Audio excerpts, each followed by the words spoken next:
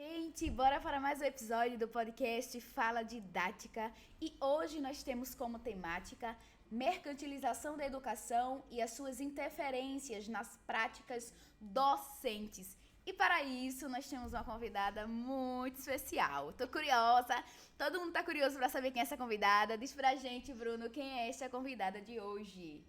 A convidada de hoje é Juliana Mordente. Ela é psicóloga e pedagoga, professora adjunta de psicologia educacional da Universidade Estadual do Rio de Janeiro, mestre e doutora em psicologia social com foco em neoliberalismo escolar e educação democrática. Coordenadora e supervisora do projeto COLA, estágio de extensão em psicologia escolar da UFRJ, que realiza um trabalho com professores de escola pública do Rio de Janeiro. Professora de uma escola de ensino básico e comunicadora pelo Instagram, @Andanças Educativas, que por sinal é muito bom e super recomendo vocês irem lá, tá? Eu vou até repetir aqui, hein? @Andanças Educativas. Sem ser cedilha, ser no lugar na parte do Andanças. Segue lá que é muito legal. A gente deixa nas redes. A gente deixa lá. Professora, seja muito bem-vinda. Muito obrigada por ter aceitado o convite. Vamos conversar. Tenho certeza que vai ser uma grande aprendizagem.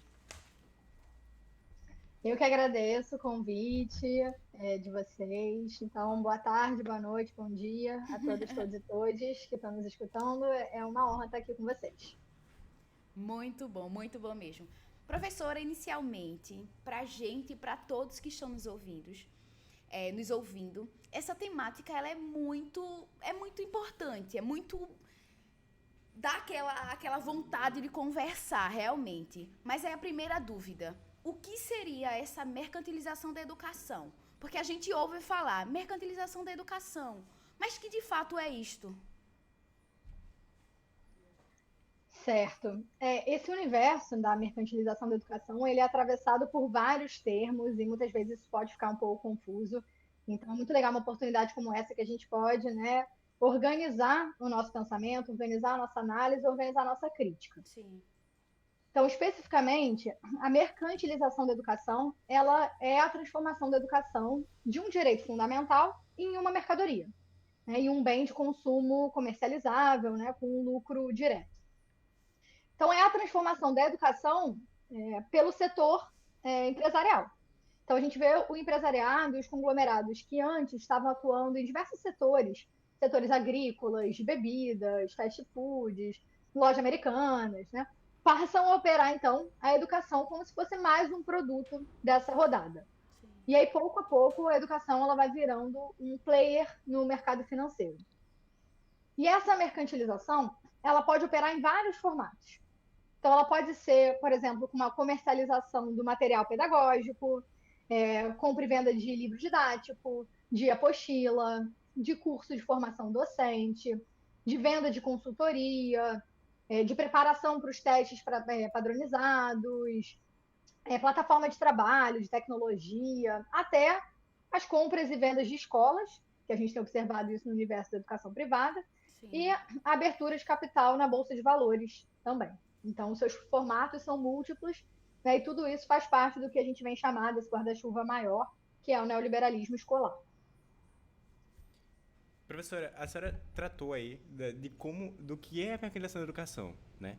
Então, tipo assim, mas como essa mercantilização da educação, ela vem atingindo as escolas, a atuação docente, né, no dia a dia? Como a gente pode observar ela na nossa sociedade? Então, como eu tinha falado para vocês, né, esse processo da mercantilização, ele está dentro de um processo maior, né, que é o neoliberalismo escolar, né, que é um processo, né, que é um fenômeno que vai transformar as escolas, né, em empresas, os estudantes em clientes, em consumidores, e os professores em prestadores de serviço. Então, os professores vão ser atravessados por uma pressão de um horizonte educativo que vai ser alinhado e controlado pelo interesse privado. Então, o grande referencial de educação passa a ser o modelo, né, da empresa, com foco em produtividade, em meritocracia, em competitividade, né, na produção desses empreendedores de si. E isso afeta diretamente a nossa sala de aula, né? Isso afeta diretamente a autonomia docente. E aí, pensei aqui em três exemplos para colocar como isso afeta, né, o nosso dia a dia. O primeiro exemplo é por meio do apostilamento. O que é o apostilamento? É a venda de apostilas padronizadas sobre determinadas disciplinas, né, manuais de ensino, que vão desde matemática, né, geografia, até a educação socioemocional. Então, são formas de organizar o ensino, apostilas que são confeccionadas pelos conglomerados educacionais e comercializadas pelos conglomerados educacionais, muitas vezes em parceria com a Secretaria de Educação. E quando os empresários né, são aqueles responsáveis por, né, produzir essas apostilas, eles, consequentemente, são responsáveis pelo controle do trabalho docente e da própria formação docente.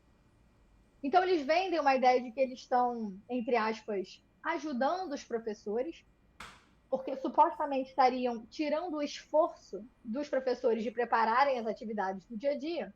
Sim. Mas, na prática, o que a gente vê é uma forma de alienação do trabalho docente.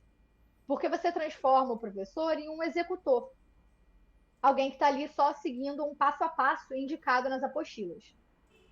E isso vai produzir como um efeito, né, tornar desnecessário uma formação de professores complexa, uma formação de professores crítica, porque ele torna-se só um executor. Então, isso é uma forma, né, uma estratégia de desmobilização da força docente, porque vai distanciar os professores da construção dos processos educativos do dia a dia. Então, esse, por exemplo, é um exemplo que a gente vê né, muito presente no dia a dia.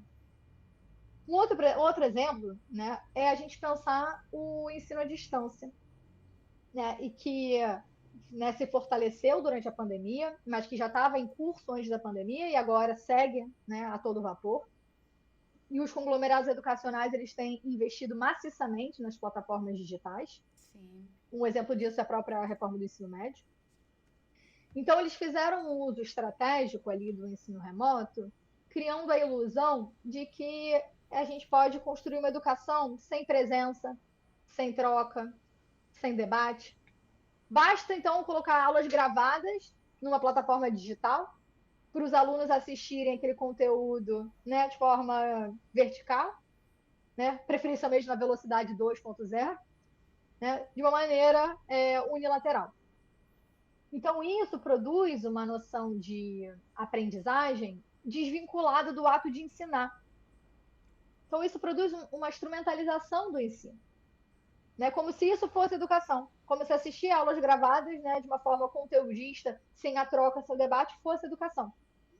E aí, consequentemente, para os professores, além deles terem que seguir, né, o formato muito rígido dessas plataformas, a gente vê uma demissão em massa para colocar um professor numa sala de aula online lotada e chamar isso de educação. E o terceiro exemplo, que é, né, do impacto da mercantilização, né, para a carreira docente, né, e para o dia a dia dos professores e das professoras, é esse processo da lógica do clientelismo adentrando no universo educacional, né, principalmente no caso das escolas privadas. Porque uma vez que esses conglomerados educacionais eles compram as escolas, né, muitas vezes eles compram com uma certa promessa de que vão manter a autonomia pedagógica, de que eles vão ser responsáveis só pela gestão. Né? Então, vocês podem continuar com, né, com a autonomia de vocês, a gente quer só aqui administrar de uma forma mais eficaz. O que acontece na prática? Demissões em massa para contratar professores por salários menores, demissão dos auxiliares de turma para contratar estagiários no lugar para fazer a mesma função, só que recebendo menos. Sim. Turmas lotadas, né? E a lógica de que o cliente tem sempre razão.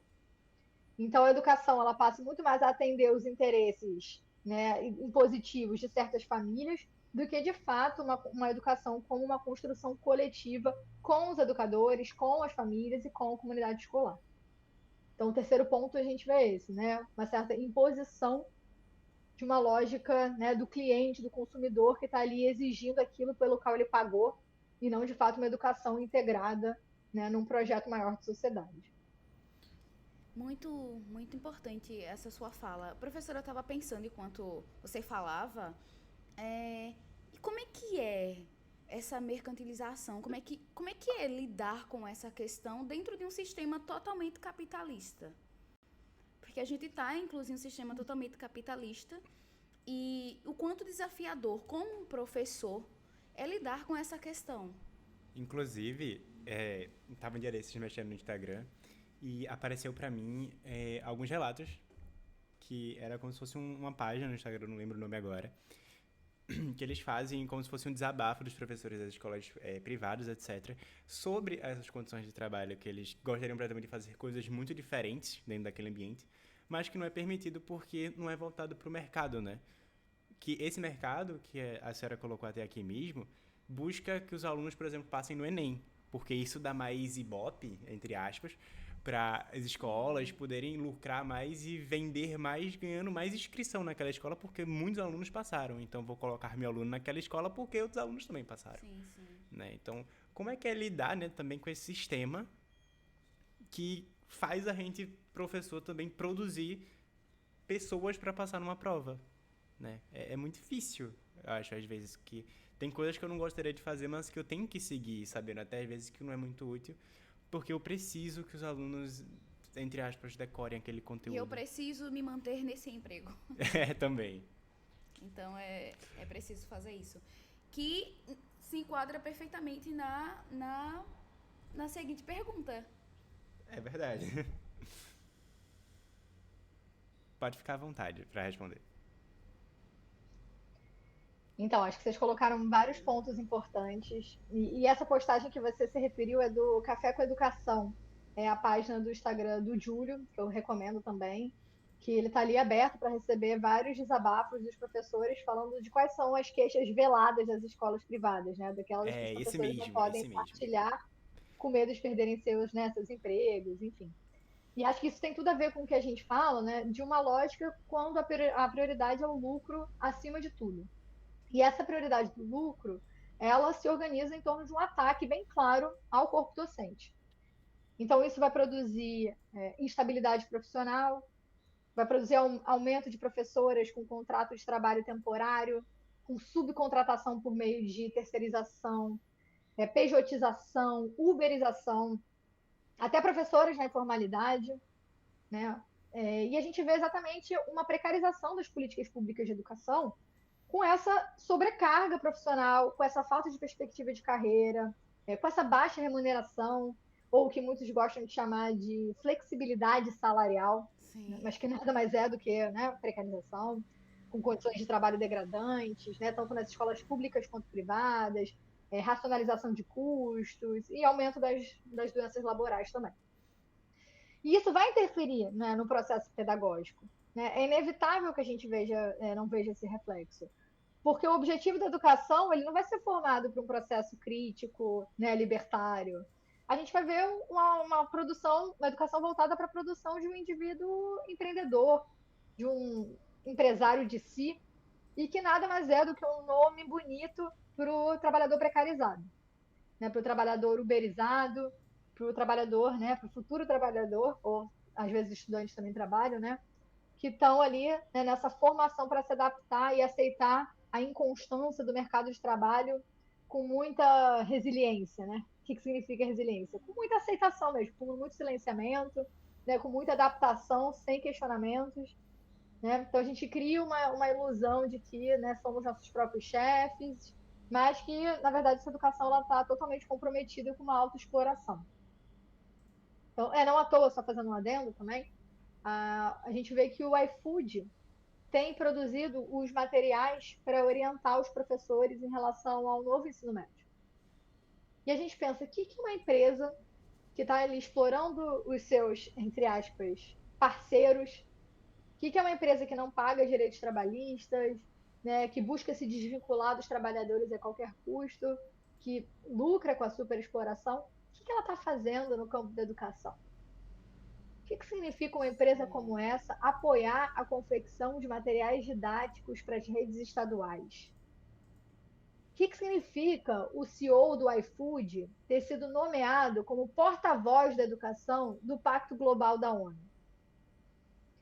Então a gente vê uma educação que ela está completamente aliada ao sucateamento dos direitos trabalhistas, né? A nossa fragilização do laço coletivo. Então, é inevitável que a gente, né, colhe os efeitos e os frutos disso dentro da sala de aula, na carreira docente, na própria relação com os estudantes. A senhora você falando sobre isso, me veio essa questão, que já tinha sido comentado, sobre essa avaliação, e aí seria a pergunta, como a avaliação dos estudantes, elas são moldadas para essa lógica mercantil, principalmente quando a gente pensa o Enem. O Enem é extremamente conteudista e tem essa lógica mesmo mercantil. Mas aí na sua prática, de que maneira, né, a senhora enxerga que as avaliações elas são moldadas para o mercado, para esse sistema totalmente capitalista e o próprio Enem que tem como a sua grande marca é dar oportunidade a todos para que entrem em universidade pública e realizem seus sonhos, e é isso. Como é que é isso? Como é que é lidar com essas questões? É uma questão cultural, né? A gente também criou essa cultura no Brasil de, para você se tornar alguém para a sociedade, às vezes até para a tua família, etc., você precisa passar numa universidade e exercer assim. Às vezes a gente colocou que o único caminho da pessoa seguir é através da universidade. É a realidade para muita gente, mas que não deveria ser a única opção para algumas pessoas, né? Mas é complicado. Até porque as oportunidades elas não são entregues de forma a qual proporcione isso para todos, sem exceção. E o problema é quando a gente canaliza, né, toda essa solução nos ombros de um diploma universitário, é que a gente não enxerga, né, a crise econômica, a precarização, que faz com que milhares de pessoas com diplomas universitários estejam dirigindo aplicativos, né, de Isso é carro, estejam verdade. fazendo entregas, né, porque isso tende a colocar, né, essa pressão como se o diploma bastasse, né, como se fosse uma questão de sucesso e fracasso daquele indivíduo que não foi bem sucedido com o diploma na mão, e não contextualiza, né, de fato, né, a crise em relação aos empregos, e a crise em relação, né, a falta de equidade no acesso ao trabalho, tudo isso está muito vinculado. Então, quando a gente fala de avaliações padronizadas em larga escala, né, desses testes padronizados, que a gente pode falar tanto do Enem, quanto do IDEB, do PISA, são testes que muitas vezes eles são apresentados como se fosse uma medida neutra e objetiva de avaliação, né, da educação brasileira, tanto de ingresso no ensino superior, como de avaliação da educação brasileira. Só que esses testes, eles ocultam uma dimensão seletiva de controle social, porque ele vai avaliar todos os estudantes brasileiros, né, toda a múltipla territorialidade da educação brasileira, a partir de critérios fixos, a partir de critérios universais. No caso do PISA, a partir de critérios eurocêntricos, né, porque o PISA é um dos testes que é determinado por organismos internacionais, como a OCDE, como o Banco Mundial. Então, são critérios que são definidos, muitas vezes sem a participação da comunidade escolar, obviamente, e sem levar em consideração a realidade brasileira. Então, fatores como o nível socioeconômico dos alunos, como formação docente, como a valorização do magistério, as condições de trabalho, número de aluno por sala de aula, se esses alunos têm que conciliar estudo e trabalho, né? Se esses alunos têm filhos ou não têm, né? Se esses alunos têm água, têm saneamento básico nas escolas, têm papel higiênico, se eles têm transporte. Sim, Então, todos sim. esses fatores que incidem diretamente sobre a qualidade do ensino não são levados em consideração nesses testes. E aí, como é que a gente pode analisar a, entre aspas, qualidade da educação isolado do direito à alimentação, do direito à habitação, do direito ao trabalho, do direito à moradia, do direito à renda? Então, isso é uma forma de controle das políticas educacionais brasileiras. E essa, o que a gente chama de cultura de metas, né, que é essa meritocracia, que é essa busca por resultados e por boas notas, é claro que a gente quer que os nossos estudantes sejam bem avaliados, é claro que a gente quer que nossos estudantes tenham boas notas em matemática, em português, etc. Mas a gente tem um universo dos testes padronizados que operam ali de uma forma isolada da realidade do chão da escola. E isso, por exemplo, foi o que cavou a vaga agora do Camilo Santana para o Ministério da Educação, né, considerado como um grande sucesso de educação. E o efeito desses testes, né, no caso do Enem, a gente vê, né, a meritocracia, a seletividade no ingresso à universidade, né, a gente vê a falta de políticas estudantis, mas, né, para aqueles que conseguem chegar à universidade, além de todas as problemáticas que a gente pode falar aqui, né, da própria universidade, né, no âmbito do ensino básico, esses testes e essa demanda por resultados, especificamente nesses testes, produz o que a gente chama de um estreitamento curricular, que é um ensino voltado só para as disciplinas que são avaliadas nesses testes. Né? Então, por exemplo, quando a gente está se aproximando, né, da avaliação do IDEB, as escolas elas se voltam apenas para português e matemática, que vão ser os elementos avaliados naqueles testes. Porque as escolas querem boas notas, obviamente. Então, todo o ensino de outras matérias que seriam fundamentais, né, para a construção de um pensamento crítico, uma formação integral, são dispensados ou secundarizados, porque é importante, né, acima de tudo, tirar boas notas desses testes. Sim. Que muitas vezes os testes estão vinculados à bonificação dos docentes e das escolas. Escolas que, né, e docentes que conseguem que seus alunos tenham melhores notas ganham bonificação.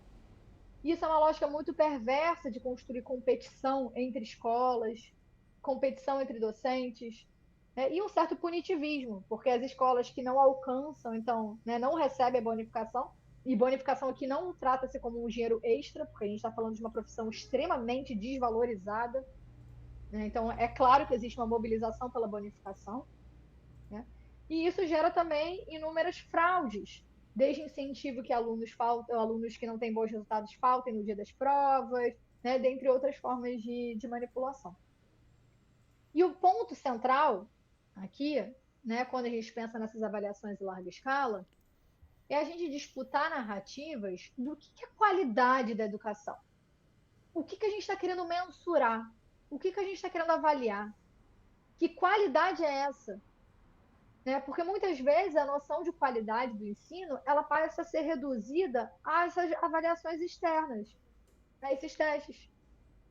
E para o empresariado, basta que a população brasileira saiba ler, escrever, contar e adquirir competências. Pronto. Real. Mas é isso que é qualidade? Então, qual que é a realidade que esses testes estão visibilizando para a gente da educação pública brasileira? Achei muito marcante e dá para perceber a, o mercado, né? A ideia de mercado, as competições das empresas umas com as outras e elas trazem essa competitividade do mercado para a realidade escolar.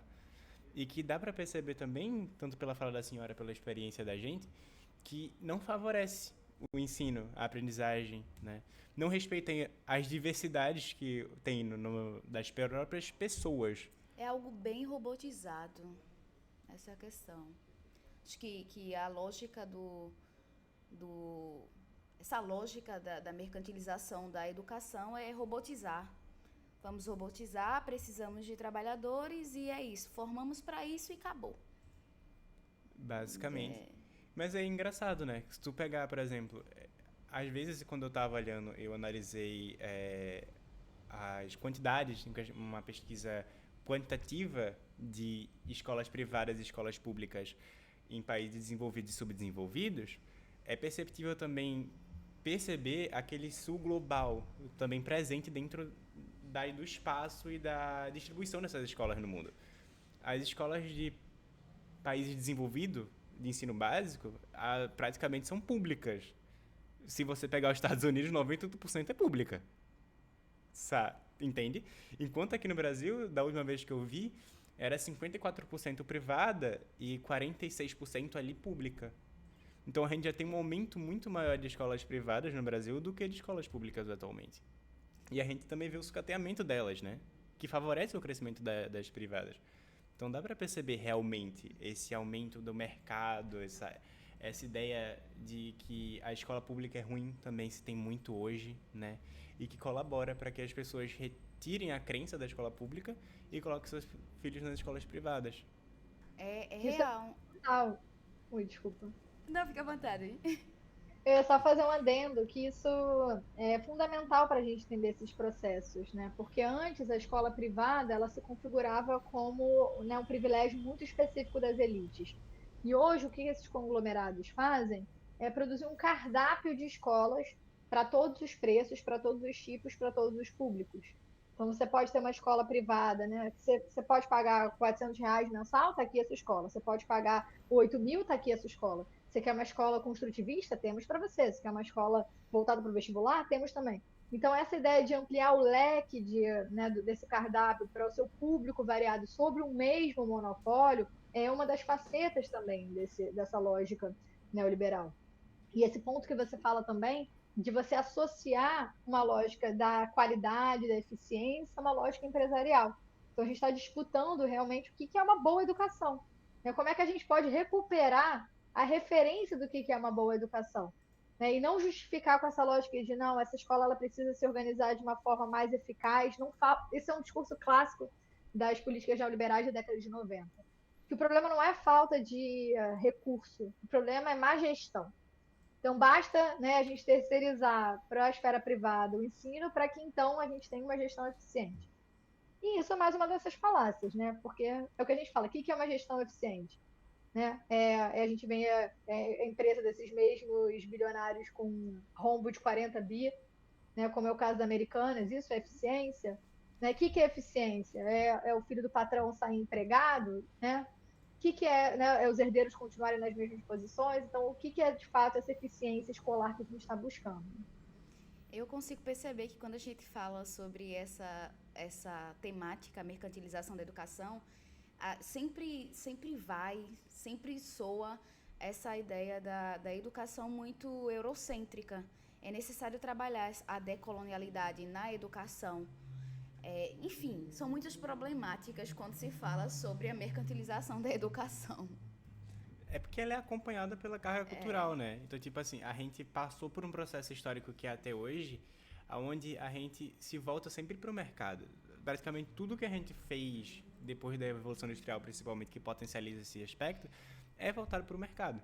E a própria educação, ela também, nos anos 1900, né? Ela se cria lá e se forma um padrão, um modelo escolar voltado também para o mercado. Então, tu forma as pessoas com conteúdos específicos porque o mercado precisava daqueles conteúdos específicos. E até hoje a gente vem fazendo isso. Professora, assim, seguindo essa linha, o que é que a senhora acha que a gente deveria fazer para pelo menos ter algum enfrentamento a essa realidade, né?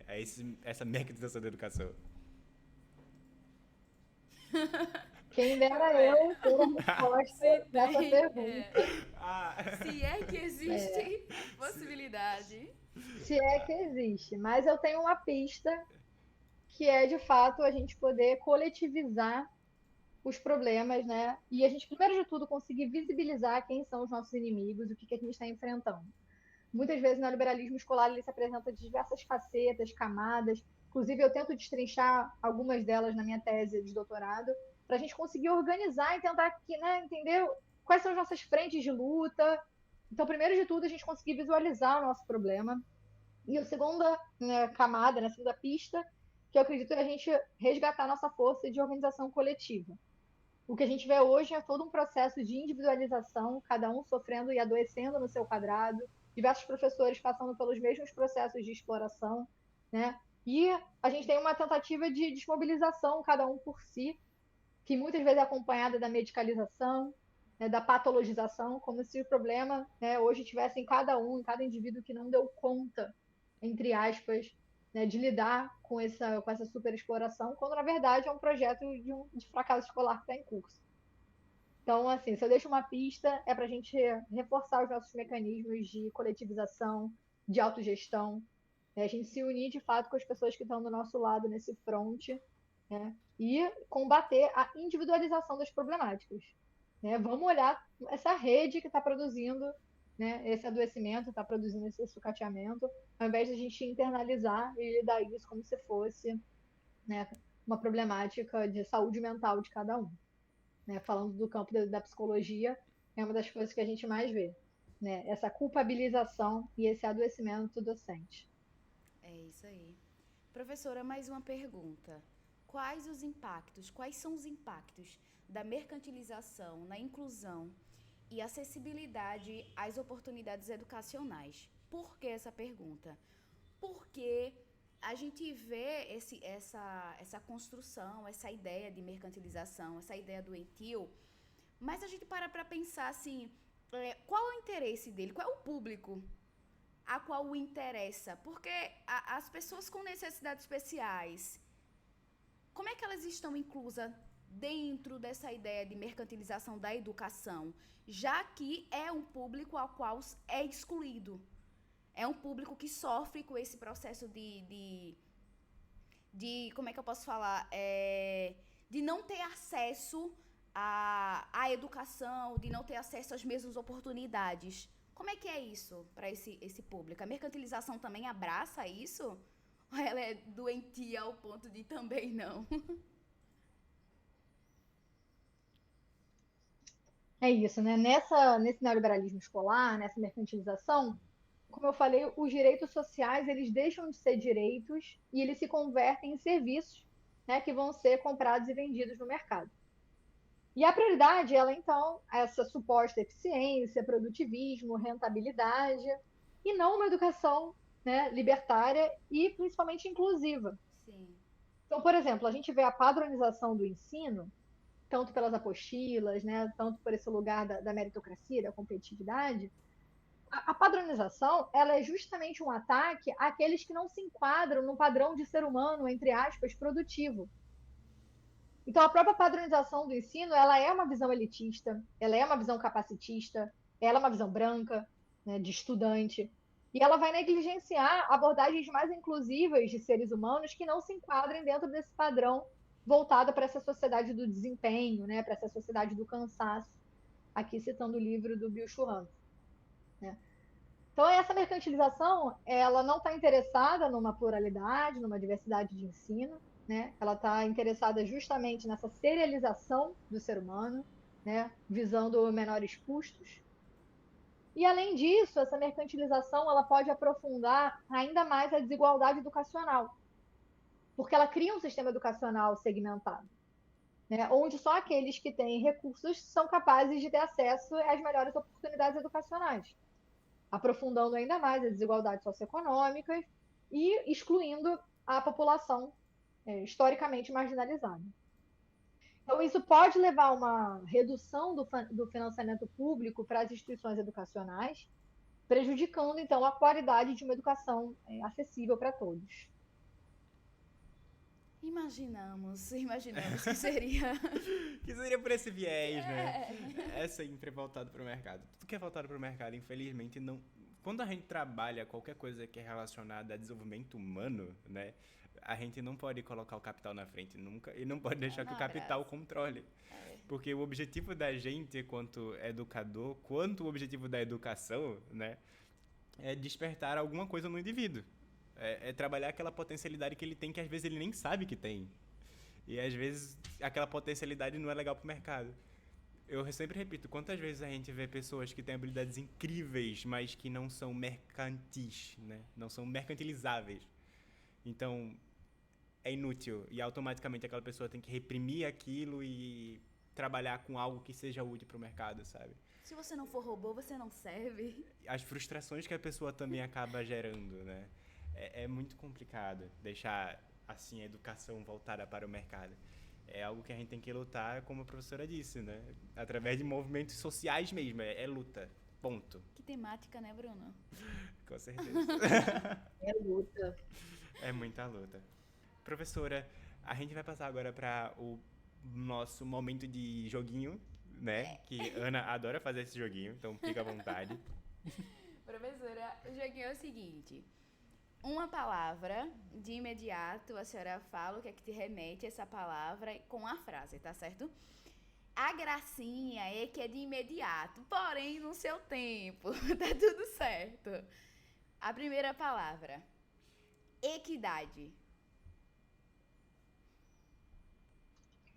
Pode ser uma frase compridinha? Sim, pode sim, tá livre. Ai, que responsabilidade. Então, equidade é você assegurar que todas as pessoas tenham acesso às mesmas oportunidades, recursos, levando em consideração as diferenças sociais, políticas, econômicas, territoriais, raciais, né, e corrigindo as desigualdades existentes. Docente. Docente é o profissional mais valioso e o mais atacado hoje no Brasil, justamente pela nossa entrega, pela nossa força, pela nossa capacidade de se dedicar ali diariamente para uma formação crítica e emancipadora. E por fim, educação. Educação, citando o Paulo Freire, então, vou colar, além da mera transmissão de conhecimento, educação ela pode e deve ser uma prática de liberdade, né, onde educadores e educandos podem participar ativamente, questionando a realidade, desenvolvendo um olhar crítico e se comprometendo com a construção de uma sociedade mais justa e mais igualitária. Perfeito, né? Citou Paulo Freire. Muito bom. Professora, a gente vai para a pergunta que a gente sempre faz para todos os professores. É a marca registrada no nosso podcast. Ai, ai. Pra que isso atenção, rapaz? Ai, ai, essa pergunta. Então, para a senhora, professora, o que esperar no futuro da educação brasileira? Nossa, aqui é sabatina, né? Ninguém disse que ia ser fácil. Vamos lá, o que esperar no futuro da educação brasileira? Eu sou otimista, então, como eu falei para vocês, eu acredito na força do coletivo para produzir rupturas, transformações. Então, no futuro, eu espero que a gente faça uma mudança na educação que não seja aos moldes neoliberais e tecnicistas, mas que a gente faça uma mudança para uma educação que denuncie mecanismos de poder, de desigualdade, de injustiças. Eu espero um futuro que a gente afirme a educação enquanto um bem público e não como uma mercadoria à mercê dos interesses privados e das lógicas gerenciais colonizadoras. Para esse futuro, eu espero, então, uma mudança de uma educação que ela saia da lógica do capital, do interesse privado e que ela esteja a serviço do povo. É uma educação que saia do caminho individualizado e que busque saídas através do coletivo. É perfeito, né? Como sempre eu digo, né? Um dia a gente chega lá, um passinho de cada vez. Tá tudo certo, a gente chega. Um momento a gente chega. Podia ser na minha geração, né? Eu apoio, sem a ideia. Se tudo der certo. Comece fazendo a mudança, ai. Dá Vamos pra trabalho. frente. Vambora. Então, gente, é isso. E estamos finalizando mais um episódio do podcast Fala Didática. E recebemos essa maravilhosa. Foi um prazer recebê-la aqui. A conversa foi maravilhosa. Muito obrigada, professora, pela presença. Muito obrigada, de coração. Eu também estou muito grato, adorei a conversa, foi bastante esclarecedora. Eu espero que para você que tá aí em casa, tá no trabalho, a caminho, não sei, né, esteja escutando, também tenha sido esclarecedor, que tenha te dado ideias, né, que tenha te abrido. Professora Juliana, muito obrigada pela presença. Eu espero que a gente volte a se falar, tá? Outras vezes. Obrigada, gente. Foi um prazer. Eu sigo aberta para a gente permanecer trocando, né, e fortalecendo aqui esse nosso campo de luta. Obrigada, professora. Gente, valeu, tchau, tchau e até o próximo episódio. Mas pra você que tá aí escutando a gente, tá? Curte, compartilha. Esquece não. Compartilha aí. Valeu. E deixa o sininho ligado pra sempre receber a notificação quando sair um episódio novo, né? É isso aí. Então é isso aí. E não esquece de seguir, hein? Andanças Educativas, tá lá no Instagram. Sim, bem pontual. Valeu, tchau, tchau. Até a próxima.